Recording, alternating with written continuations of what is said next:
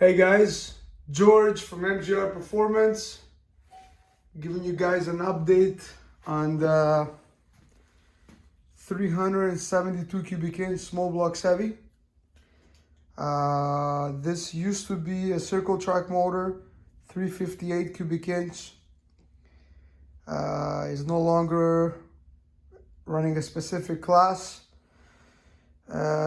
We punched a block for 125, installed a 348 stroke, 6-inch rod, and now it's a 372 cubic inch.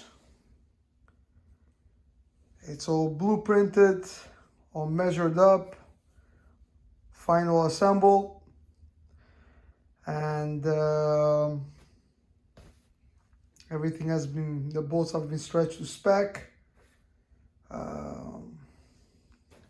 I'm going to show you something that you guys probably, the guys that do engines like me, the engine builders, I've been doing this for a while, and even some guys that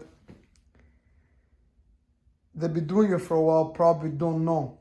Okay, so this is a bow tie block. It's the good block, a GM bow tie. This is the favorite block for the guys that race circle track. So it's 4-bolt main in all 5. It's not billet caps, but it doesn't matter because these engines were like 600 horsepower engines. It was actually an iron-headed dart head on it, and it dropped a valve, so it was not really worth fixing the heads because it needed valves, it needed guides, it needed seats, and there's way too much work for iron heads. And he's no longer racing a specific category. This is going to be an engine that's going to get raced on the ice with studs on the tires. So I'll show you something that you guys, some of you might know, some of you maybe don't know. Bear with me for a second because I got to flip the block around. Okay. All right. So, as you can see here, they use vent tubes to let the crankcase breathe properly. You know, they put epoxy with little nets if you ever break a lifter to keep the stuff from going down there. But this is not what I'm showing you, that this is common stuff. I'm gonna show you something that even guys that build engines don't know this stuff. So these engines, they're limited to 4.070 bore. You cannot punch them over that because for regulations of cubic inch and all that. Number one, a Chevrolet deck height, it's 9025 or 9020. This thing here, it's been milled down 150 thousandths. So the deck, it's 150 thousandths shorter than original. Now you're gonna ask why? Because you're limited to stroke, and shortening the deck height, you get away with a much shorter piston and a 6-inch rod.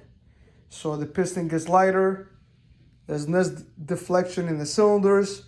It just makes it a better package. Number one. Number two, I'm gonna show you something else, okay? Sometimes they run offset dowel pins. So not in this case, because this case it's a Chevrolet, and then you have exhaust, intake, exhaust, intake, right? So you can't just move the dowel pin because you're gonna mix everything up. So on the Ford, you can do that. You can offset a dowel pin to let the intake valve breathe better since you're using a smaller bore. Just look over here the way it was machined, okay? So you have an intake valve pocket here and an intake valve pocket here. Check the cylinder wall thickness, okay? So exhaust, intake, exhaust. Look between the two exhaust sides. I don't even need to measure it. You guys can see it by the eye. And then again, intake, intake, exhaust, exhaust. So what they do is when they take this block, a virgin block, they bore the block offset this way and this way, and then again this way and this way. That is done to help unshroud the cylinder heads. Thank you, sir. Perfect timing. So when you're limited to bore size, and the valve that we're using was a 208, when you bore the block and you just bore it a little bit to the left and then here a little bit to the right, when they do the cubic inch testing, it's still going to check out as a 358 cubic inch, but now you just move the bore over, therefore your intake valve flows just like if you had a bore of 4125. Okay? I don't know if you're following me. Check this engine. This is a small block for it. Exhaust intake, exhaust intake, exhaust intake, exhaust intake. So let's say if you wanted to cheat a little bit and make the head flow better, you could also offset this way, but all of them, they're gonna go one way. You know what I mean? This is an easier setup because it's symmetrical, the ports. You have exhaust intake, exhaust intake, exhaust intake, this way. On the Chevy, you have exhaust, intake, intake, exhaust, exhaust, intake, intake, exhaust. So when they would buy these blocks brand new, and they will bore them right away. I think the limit is 75 over or 74, 75 over. So I think that right away they punch them 70. The hardcore racers, the guys that want to be in the front, they go to the max instantly. And then when it's time for a refresh, they do 1 thou or 2 thou increments refresh on the motor. Like I said again, look at the okay, between the two intake valves, look at the material. And here, between the two exhaust valves, you can see it by the eye, it's still much thicker. So, this is why I only went for 125. We sonic tested the cylinders, everything is good. And that's it. That's a lot of people don't know this stuff, you know what I mean? Even I was showing this to a guy that's been building motors for 30 years. He says, I never seen anything like that.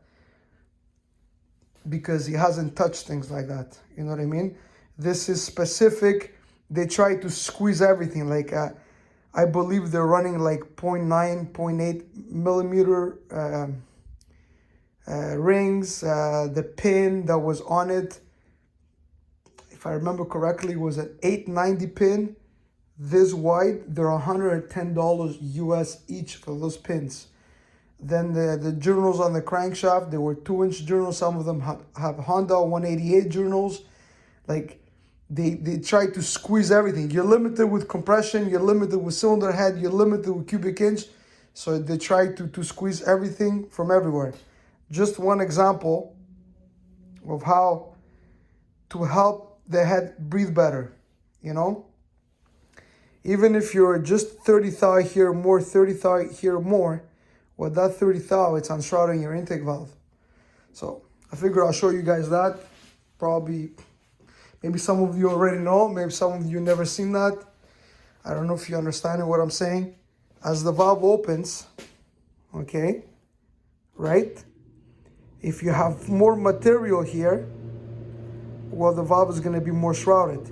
So again, what these guys do, they take a virgin block, it's like a 3.990 bore, It's not even 4-inch bore when they begin. When they go to this cylinder, they bore it more this way. When I go to this cylinder, they bore it more this way. When I go to this cylinder, they bore it more this way. When they go to this cylinder, they bore it more this way. So they're always helping on shrouding the intake valve. The motor still has the same cubic inch.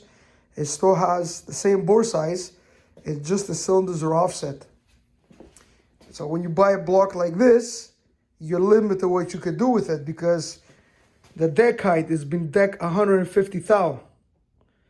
Then the cylinders have been offset. So it's kind of hard to take a motor like this and if you don't know what you're doing. And like what I have right here right now, I have a 348 stroke crank. I have a 6-inch rod and I have a piston from, let's say if I were doing a 400 cubic inch, 375 stroke, this is the compression head of the piston. So I have a stroker piston with a stock stroke with a 6-inch rod to make up for the shorter deck height. And I'm still sticking out 15 thousandths, which I'm gonna run a 60 thou gasket and everything is gonna be perfect. So there's a lot of things involved with this engines. And then when you try to take them over and do something else, it was machined and specifically built to do one thing. Now you try to do another thing. So if the person is not used to this kind of stuff and he just starts ordering parts without knowing what's going on, he'll be totally lost. You see, again, deck height has been decked 150 thou. The cylinders have been offsetted to unshroud the valves from the get-go. This engine was built, I think in 2008, the guy told me, or 2010. It was $35,000 US back then. You see, I'll just show you some of the old parts that came up with it. I mean, you got all good stuff, you know, like Crower, 1.8 on the intake, 1.7 on the exhaust. Those don't fit on those heads, so I can't use them. But I am keeping this ones. I'm keeping the crank and I'm keeping the rods. And then we're probably gonna get an SHP block and I'm gonna build another NASCAR style, circle track style motor. He's got a Crower crank, lightweight. He's got Carrillo rods. He's got the shaft mounted rockers. He's got the 7/16 push rods. I have, what else do I have? I have the heads. I repaired the head. I put a new seat. I'm not going to put titanium valves this time. I'm just going to put stainless valves. So I'm going to take all the stuff that he has and I'm going to build him just a kind of like a NASCAR spec motor, but as a spare motor for his, he's got a lot of cars, my customer. He's got maybe like 20, 30 cars. So he'll figure out one of his cars. He's got ice cars, drag cars, circle tracks, you name it. He actually used to race. He used to race in NASCAR. He had a car and was racing the real thing. But it's been a few years he hasn't, but I think he's looking to get back into it. So this is one of the old motors that he had back in the day when he used to race.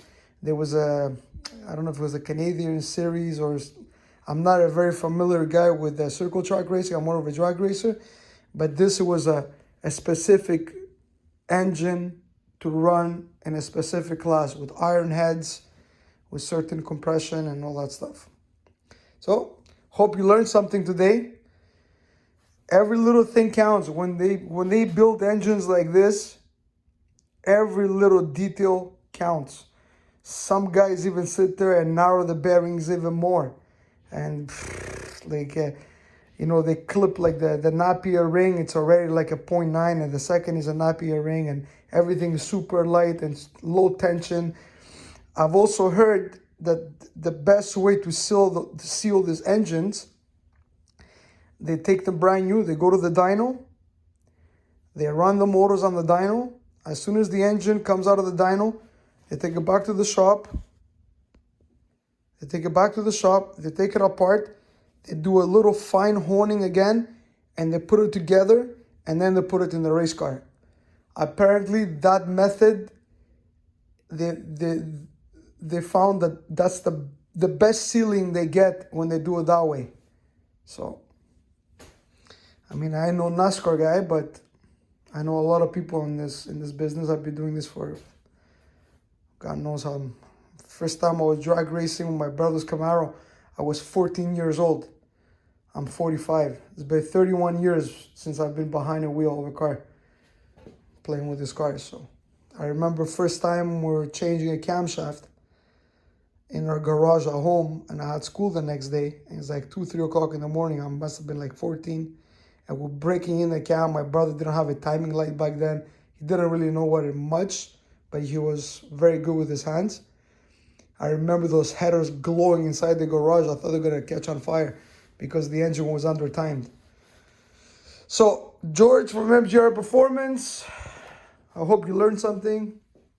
Hit a like, subscribe. Thanks.